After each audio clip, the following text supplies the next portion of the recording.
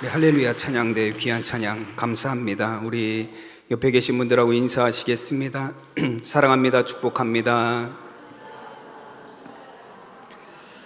네, 감사합니다. 오늘 10월 또 네 번째 주일 2부 예배 우리 참여하신 우리 성도님들 가운데 하나님의 은혜가 충만한 시간 되시기를 바랍니다.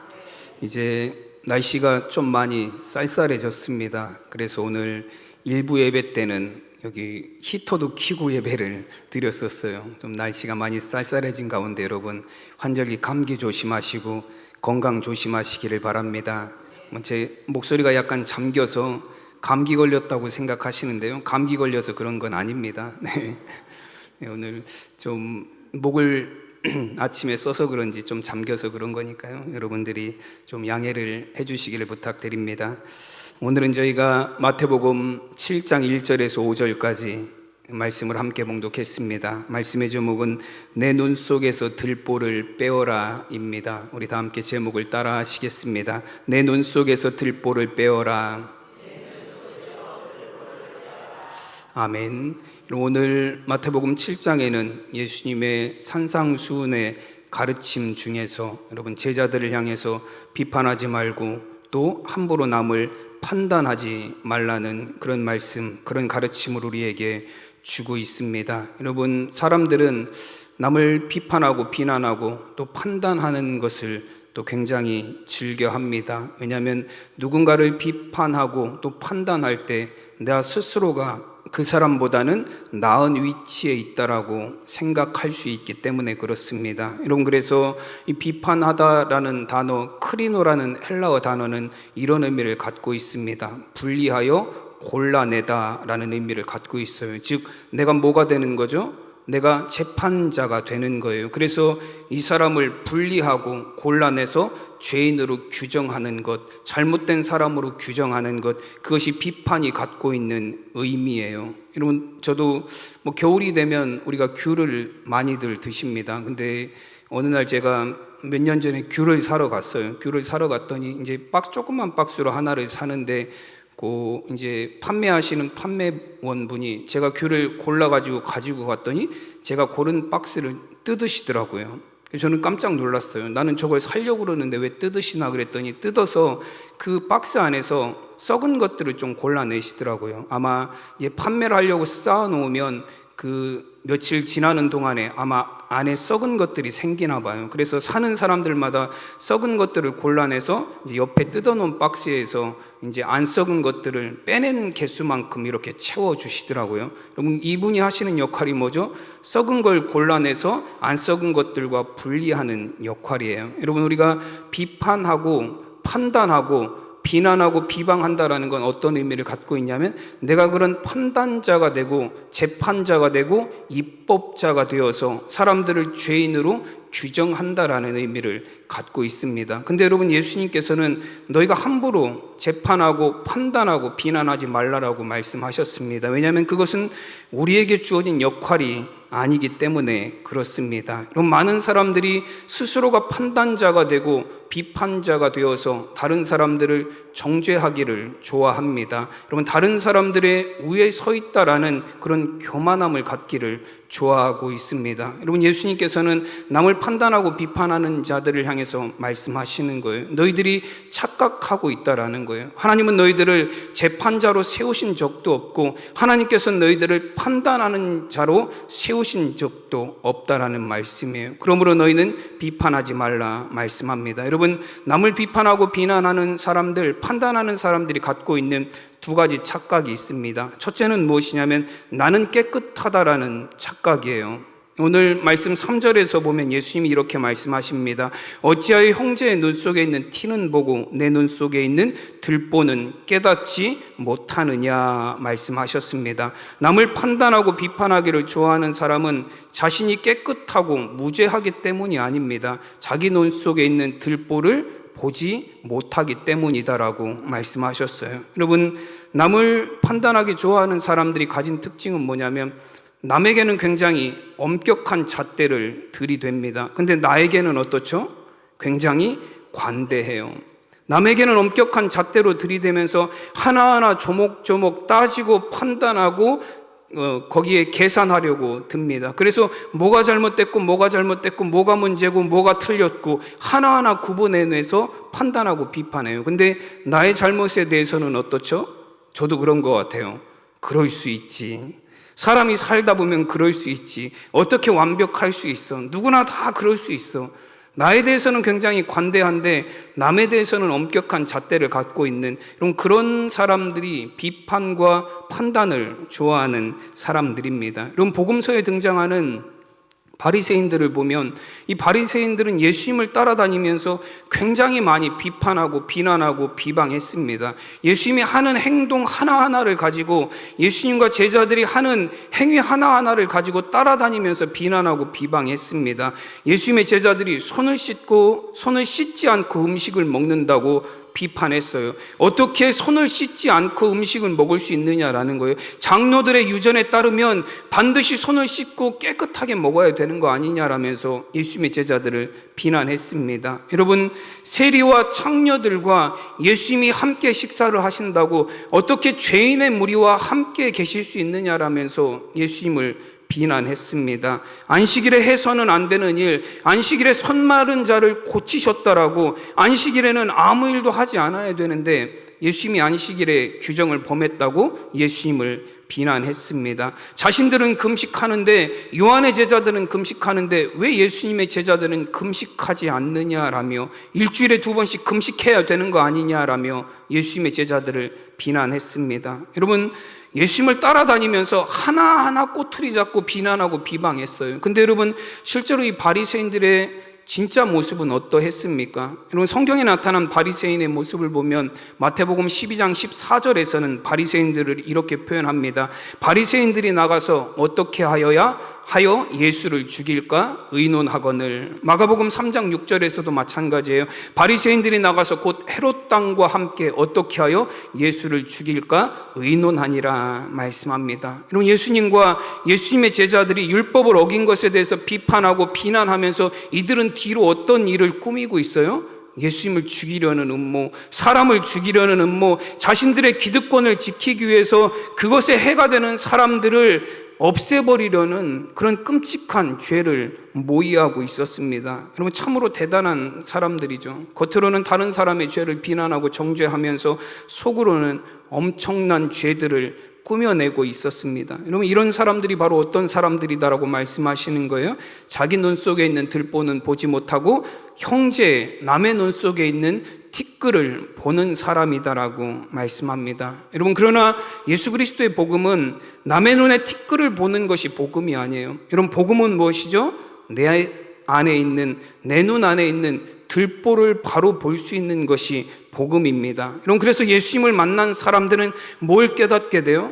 내가 예수님 앞에 얼마나 철저한 죄인인지를 깨닫게 됩니다. 다른 사람이 죄인인 걸 발견하는 게 복음의 능력이 아니에요. 복음의 능력은 무엇이냐면 내가 얼마나 철저한 죄인인지를 깨닫는 게 복음의 능력이에요. 근데 여러분, 복음이 제대로 들어가지 않으면, 예수님을 제대로 만나지 않으면 내 죄가 아니라 자꾸 뭐만 보게 되는 거죠? 남의 눈에 있는 티끌만 보게 됩니다. 여러분, 누가복음 18장에 보면 바리새인과 세리의 기도가 등장을 합니다. 여러분, 바리새인과 세리의 기도를 비교해 보면 정말로 예수님을 만난 사람은 어떤 사람인지 우리가 확실하게 구분할 수 있어요. 여러분, 바리새인의 기도는 어떠했습니까? 누가복음 18장 11절 말씀해 보면 바리새인은 서서 따로 기도하여 이르되 하나님이여, 나는 다른 사람들 곧 토색 불의 간음을 하는 자들과 같지 아니하고 이 세리와도 같지 아니함을 감사하나이다. 여러분, 이게 바리새인의 기도예요. 하나님, 나는 죄 짓는 다른 사람들과 같지 않은 것 감사드립니다. 그리고 옆에 있는 세리를 보면서 이 세리와도 같이 나는 죄인이 아닌 걸 감사드립니다. 여러분, 이 바리새인의 기도는 어떤 기도예요?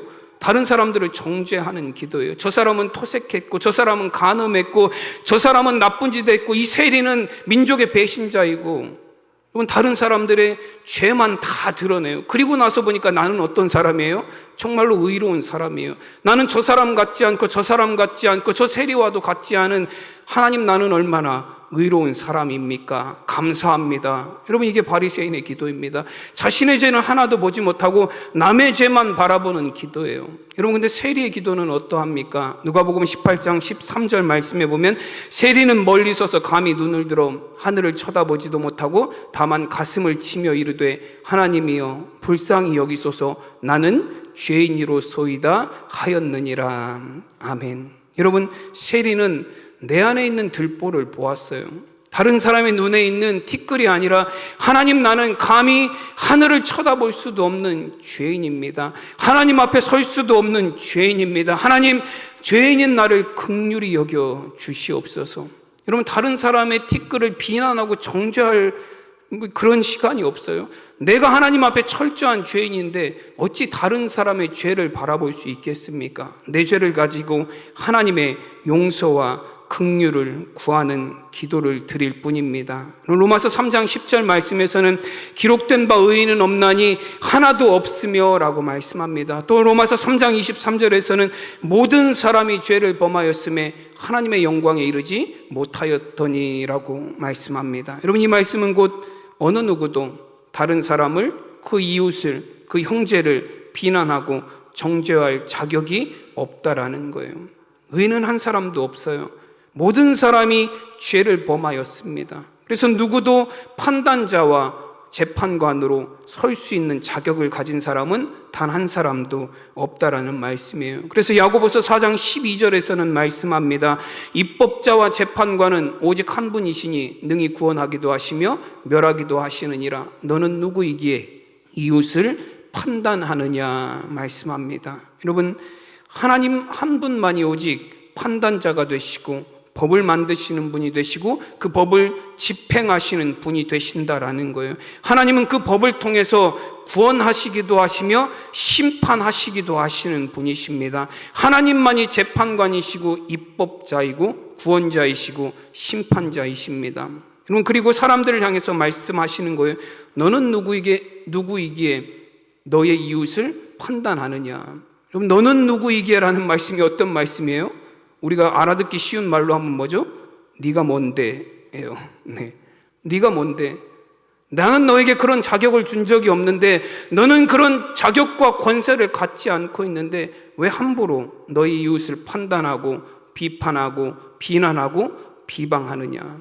너는 그럴 만한 자격을 갖지 못했다라고 말씀합니다. 그럼 우리가 항상 주님의 복음이 우리 안에 들어오게 되면 여러분, 남의 죄를 보는, 비난하고 비판하는 삶이 멈추어지게 됩니다. 왜냐하면 내 안에 있는 죄를 발견하게 되면, 내 안에 있는 들보를 발견하게 되면 그 들보로 인해서 남의 티끌을 볼 수가 없게 되는 거예요. 여러분, 우리가 찬송가 305장을 찬양할 때도, 제가 이 찬송가는 여러 번 말씀을 드렸어요. 찬송가 305장의 제목이 뭐죠? 네, 나 같은 죄인 살리시니에요. 한 분도 너 같은 죄인이라고 말씀하시는 분이 없으시잖아요. 나 같은 죄인 살리신 하나님의 은혜입니다. 나 같은 죄인 살리신 주님의 은혜예요. 나 같은 죄인을 위해서 죽으신 십자가의 은혜입니다. 너 같은 죄인이 아니라 나 같은 죄인이에요. 우리가 정말로 예수님을 만나게 되고 하나님의 복음이 내 안에 들어오게 되면 우리가 발견하고 깨닫게 되는 은혜는 무엇이냐면 나 같은 죄인을 위해서 죽으신 예수님이에요. 나 같은 죄인을 살리시기 위해서 예수 그리스도를 이 땅에 보내신 하나님의 사랑입니다. 나 같은 죄인을 구원하시기 위해서 십자가에서 죽으신 예수님의 사랑이에요. 여러분, 너 같은 죄인이 아니라 나 같은 죄인이에요. 여러분, 예수님을 만난 사람은 남의 죄를 보는 사람이 아니라 나의 죄를 볼 수 있는 사람들이 바로 예수님을 만난 사람들입니다. 여러분, 요한복음 8장에서도 보면 가늠하다 현장에서 붙잡힌 여인을 사람들이 돌로 치려고 끌고 나왔습니다. 그들이 예수님께 물어요. 모세는 율법에 이러한 여자를 돌로 치라 명하였거니와 선생은 어떻게 명하겠나이까? 예수님께 묻습니다. 이 여인을 어떻게 해야 될까요? 라고 묻는 거예요. 그때 예수님이 뭐라고 대답하셨죠? 너희 중에 죄 없는 자가 먼저 돌을 들어 쳐라 말씀하셨어요. 너희 중에 죄가 없다고 생각하는 사람, 스스로 판단자가 될 수 있고 재판관이 될 수 있다라고 생각하는 사람이 돌을 들어서 저 여인을 재판하라라는 거예요. 그랬더니 돌을 들었던 모든 사람들이 다 돌을 다 내려놓고 그 자리를 떠났습니다. 여러분, 그리고 예수님께서 가늠한 여인에게 물으셨어요. 요한복음 8장 10절에 보면 예수께서 일어나사 여자 외에 아무도 없는 것을 보시고 이르시되 여자여 너를 고발하던 그들이 어디 있느냐, 너를 정죄한 자가 없느냐라고 물으셨습니다. 여인이 대답하되 주여 없나이다라고 대답했습니다. 그리고 예수님이 하신 말씀이 예수께서 이르시되 나도 너를 정죄하지 아니하노니 가서 다시는 죄를 범하지 말라 하시니라 말씀하셨습니다. 여러분, 예수님도 세상을 정죄하시기 위해서 오신 것이 아니에요. 예수님도 세상을 심판하시기 위해서 오신 것이 아닙니다. 예수님은 세상을 구원하시기 위해서 오셨어요. 구원자로 이 세상에 오셨습니다. 그리고 우리를 향해서도 예수님이 말씀하시기를 너희는 비판자가 아니고 판단자가 아니다라고 말씀하시는 거예요. 여러분, 우리는 이런 비판과 판단을 통해서 나누며 살아가는 사람들이 아니라 그리스도의 사랑으로 하나됨을 이루며 만들어가는 우리 성도님들인 줄로 믿습니다. 오늘 새벽의 말씀이 뭐였냐면 에베소서 4장 1절에서 6절까지가 오늘 새벽 말씀이었어요. 그 새벽 말씀에 보면 이런 말씀이 있습니다. 모든 겸손과 온유와 오래 참음으로 사랑 가운데서 서로 용납하라 말씀합니다. 그리고 그 다음 절 말씀이 평안에 매는 줄로 성령이 하나 되게 하신 것을 힘써 지키라 말씀하셨습니다. 여러분, 겸손함과 온유함과 오래 참음으로 사랑 가운데 서로 용납하라는 말씀을 주셨어요. 용납이 갖고 있는 의미는 무엇이죠? 용서하라는 거예요. 받아들이라는 거예요. 이해하라는 것입니다. 다름과 여러분, 나와 다르고 나와 같은 것이 없다는 것 때문에 구별하고 차별하는 것이 아니라 받아들이라는 거예요. 그 사람이 죄인이기 때문에 우리가 외면하는 것이 아니라 정죄하는 것이 마땅한 것이 아니라 용서하고 받아들이는 것이 우리가 해야 될, 그리스도 안에서 하나됨을 이루는 사람들이 해야 될 일이다라고 말씀하셨습니다. 여러분, 예수님께서는 가늠한 여인을 돌로 치려 하는 자들을 향해서도 예수님이 무엇을 깨닫게 하신 거예요? 나는 저 여인과 다르다라고 생각하면서 그 여인을 향해서 재판관이 되고 판단자가 되려는 자들을 향해서 예수님이 뭘 깨닫게 하셨습니까? 너희들도 저 가늠한 여인과 다르지 않다라는 거예요.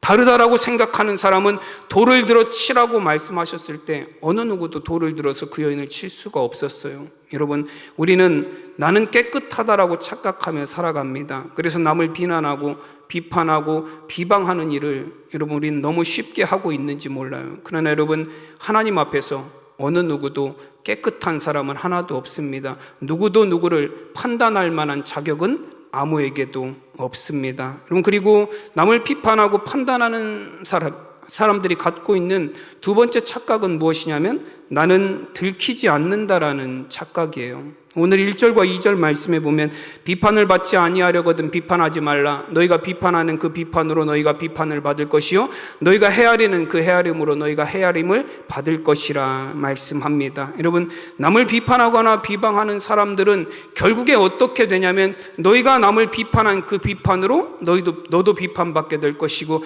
너희가 남을 그 헤아린 그 헤아림으로 너도 똑같이 헤아림을 받게 될 것이다라는 거예요. 여러분, 남을 비판하거나 비난하는 사람들은 남을 비판하고 비난하면서 자신의 죄는 결코 들통나거나 걸리지 않을 것이다라고 착각을 합니다. 여러분, 그래서 남의 잘못과 죄에 대해서 철저하게 비난하고 비판하는 삶을 살아가는 거예요. 여러분, 그래서 죄에 대해서도 점점 무감각해지는 삶을 살아갑니다. 그러나 여러분, 시편 36편 1절과 2절 말씀에서 그런 악인들에 대해서 남을 비판하고 비난하기를 이런 철저하게 하는 사람들을 향해서 이런 경고의 말씀을 주십니다. 악인의 죄가 그 마음속으로 이르기를 그의 눈에는 하나님을 두려워하는 빛이 없다 하니 그가 스스로 자랑하기를 자기의 죄악은 드러나지 아니하고 미워함을 받지도 아니하리라 함이로다 말씀합니다. 여러분, 죄를 범하고 악을 범하는 사람들이 그러면서도 남을 비난하고 비판하며 사는 사람들은 어떤 생각을 갖고 있냐면 하나님을 결코 두려워하지 않는다라는 거예요.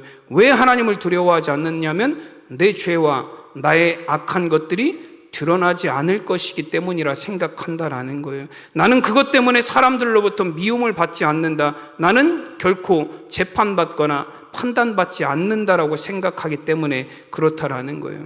여러분, 세상에 그런 사람들이 얼마나 많이 있는지 모릅니다. 여러분, 죄를 짓고 또 짓고, 죄를 지으면서도 나도 죄인이면서 남을 쉽게 비판하고 비난하는 사람들의 마음에는 어떤 마음이 있겠습니까? 나도 언젠가 걸릴 거야 라는 생각을 가졌을까요? 그렇지 않아요.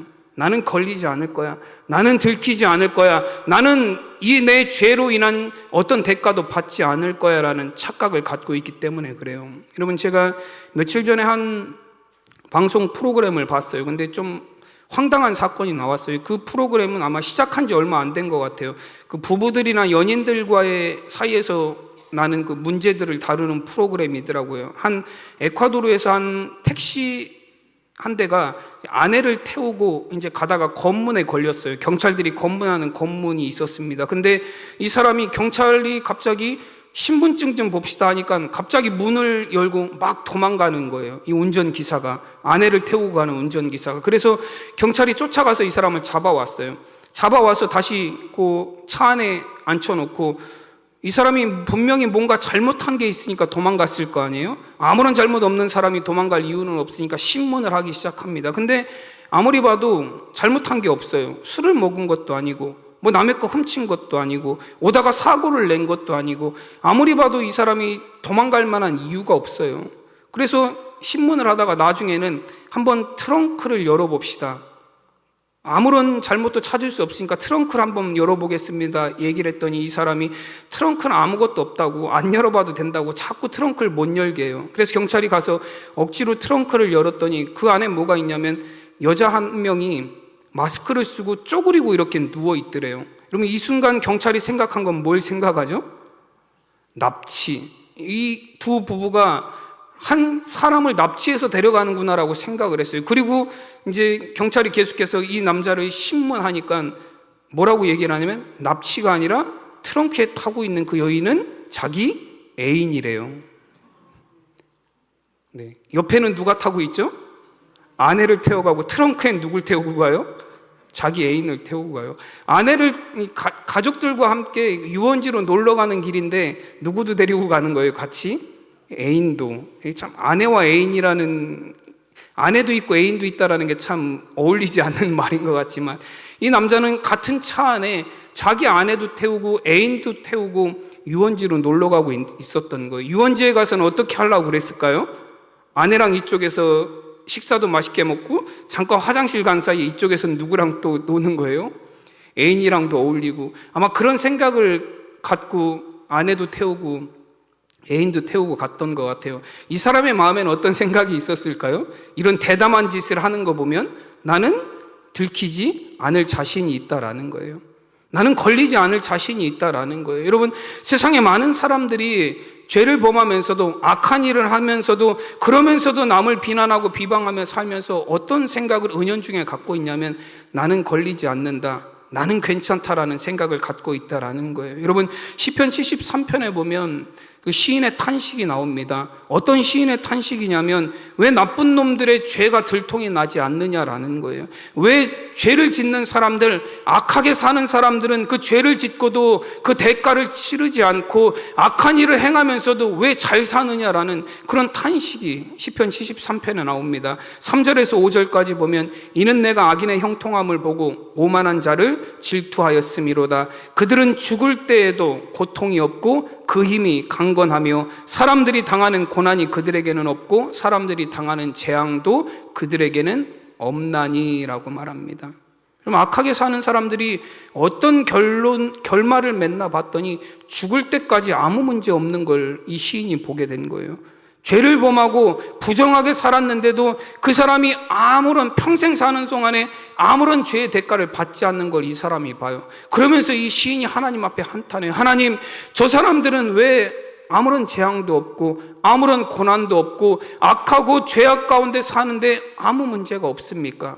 여러분, 시인이 이런 생각을 하게 되니까 나중엔 그게 정말로 너무 심히 고통스러울 정도로 정말로 힘들었다라고 고백을 해요. 시편 73편 16절에 보면 내가 어쩌면 이를 알까 하여 생각한즉 그것이 내게 심한 고통이 되었더니라고 말합니다.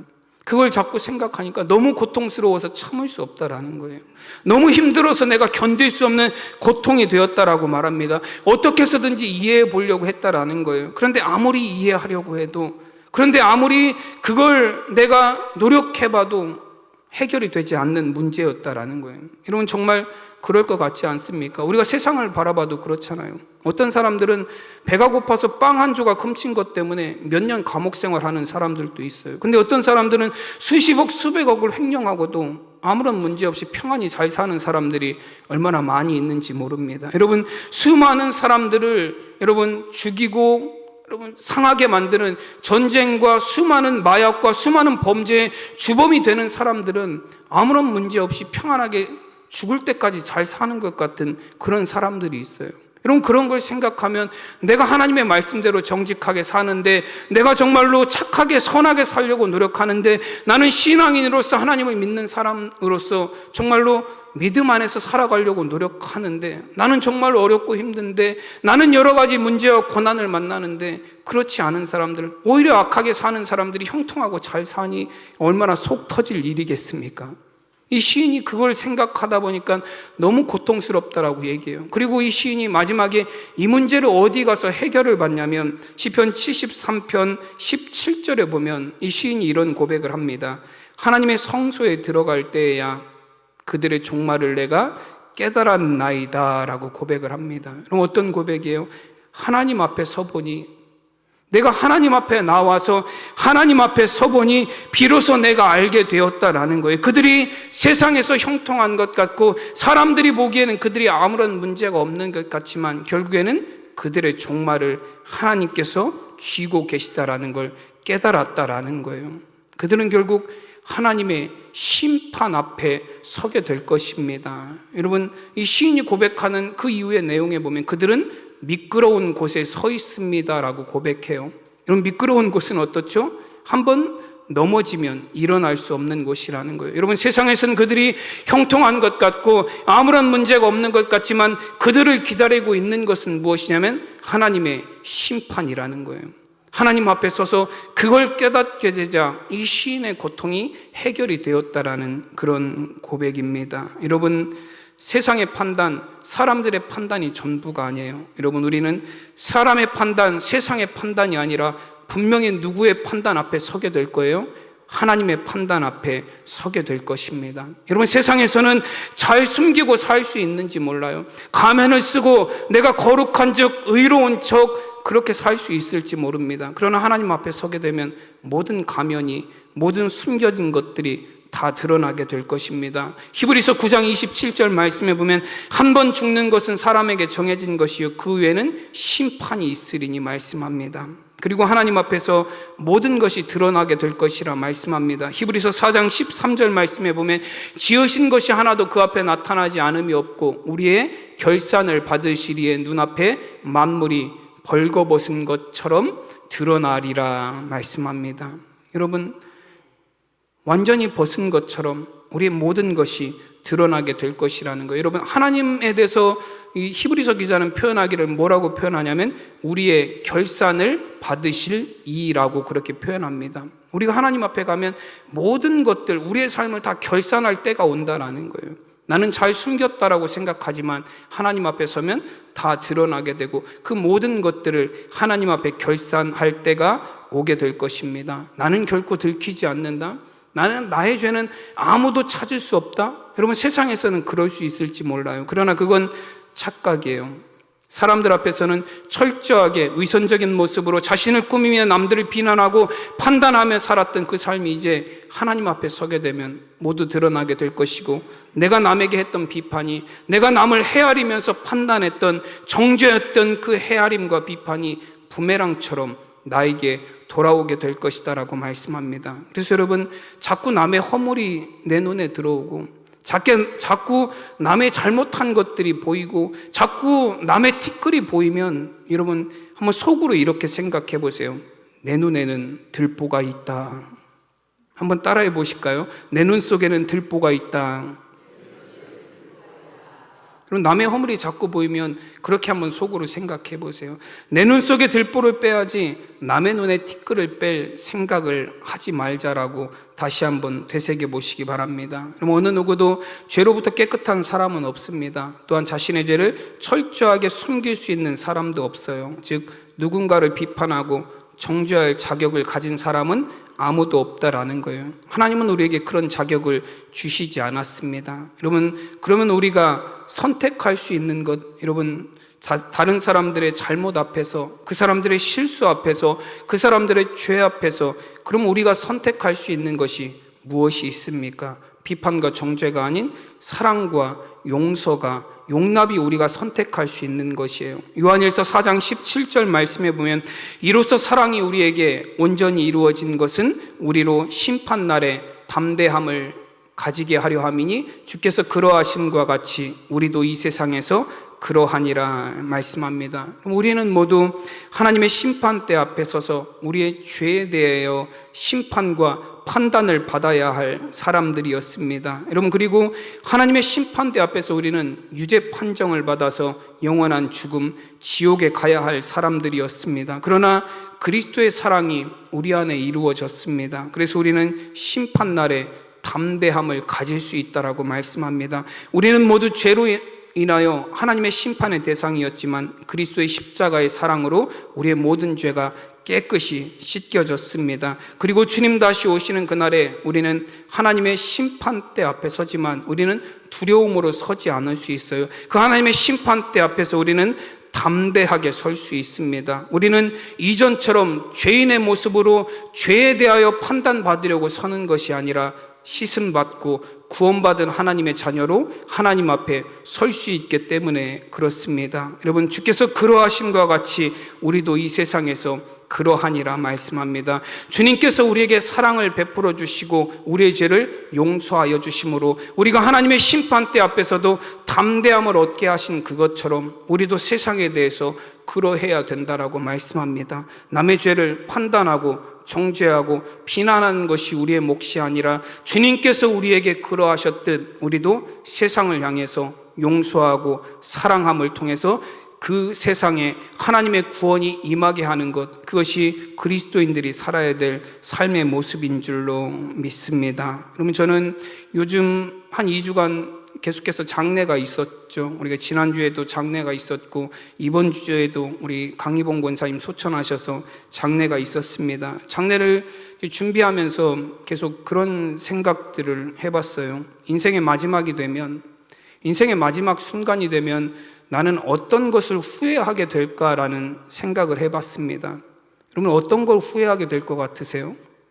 돈 많이 못 번 거 후회가 될까요?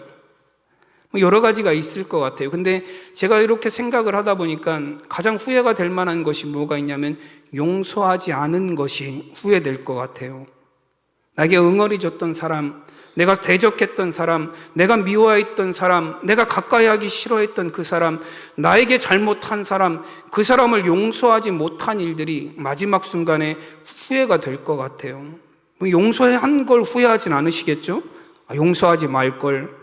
마지막에 가서 그런 후회는 안 할 것 같잖아요.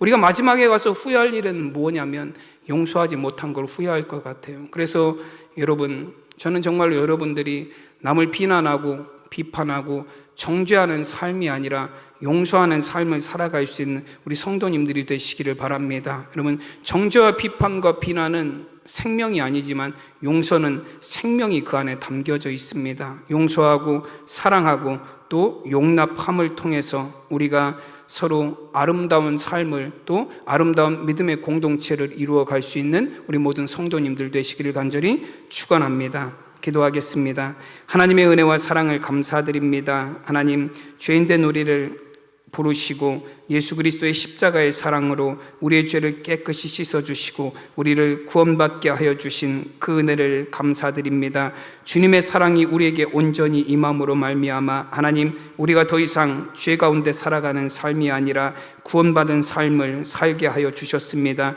주님께서 그러하셨듯 우리도 세상에 대하여 그러하여야 하리라 말씀하셨듯, 주님이 우리를 사랑과 용서로 구원하셨듯 우리도 세상에 있는 사람들을 비판하거나 정죄하는 것이 아닌 사랑과 용서함으로 세상에 하나님의 구원을 이루어가는 믿음의 삶을 살아가는 우리 모두가 되게 하여 주시옵소서. 감사하며 우리 주 예수 그리스도의 이름으로 기도드리옵나이다. 아멘.